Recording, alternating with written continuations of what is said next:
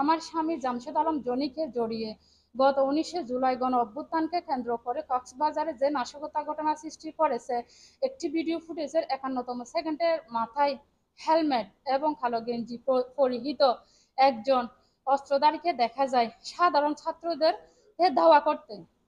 Helmet পরিহিত হওয়ায় তার চেহারাটা দেখা যায়নি। আর কোনো তথ্য প্রমাণ ছাড়াই উক্ত মিডিয়া ওই অস্ত্রধারীকে আমার স্বামী জামশেদ আলম জনি বলে অভিহিত করে, অথচ এর বিপরীতে তারা কোনো প্রমাণও পেশ করেনি।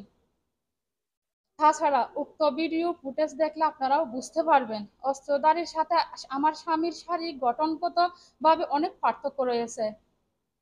আমার স্বামী হালকা পাতলা গঠনের লম্বা চূড়া মানুষ, অপরদিকে অস্ত্রধারী ছিল স্বাস্থ্যবান এবং আমার স্বামীর তুলনায় খাটো।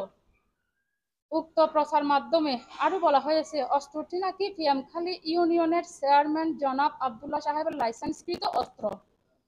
আর এই আবদুল্লাহ সাহেবের সাথে আমার স্বামী কোনো সম্পর্ক আছে বলে আমি কখনো শুনিনি।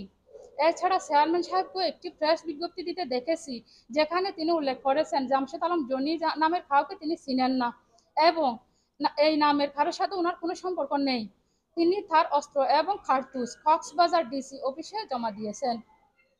আমার স্বামী সাবেক এমপি সাইমন সরোয়ার কমলের কোনো লিখিতভাবে ব্যক্তিগত সরকারি বা পিএসের কোনো দায়িত্বে কখনোই ছিলেন না, কিন্তু কিছু ষড়যন্ত্রকারী আমার স্বামীকে এমপির ব্যক্তিগত সহকারী বা পিএস বলে সামাজিক যোগাযোগ মাধ্যমে অপপ্রচার করছেন।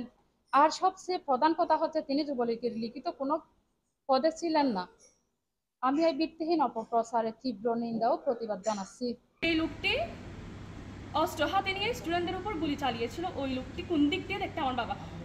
প্রথমত ওই লোকটি আমার বাবার চেয়ে স্বাস্থ্যবান, দ্বিতীয়ত ওই লোকটি আমার বাবার চেয়ে খাটো। সবচেয়ে প্রধান কথা হচ্ছে আমি এবং আমার পুরো পরিবার, আমার কাজিনরা সবাই আন্দোলনে যুক্ত হয়েছিলাম। আমরা এই দেশটাকে নতুন করে কেন স্বাধীন করেছি? শুধুমাত্র সুষ্ঠু বিচার পাওয়ার আশায়, কিন্তু আমরা তো সুষ্ঠু বিচার পাচ্ছি না। আপনারা যদি বিবেকবান ব্যক্তি হয়ে থাকেন তাহলে আপনারা কোনোদিনই ওই লোকটিকে আমার বাবা বলে অপপ্রচার করবেন না।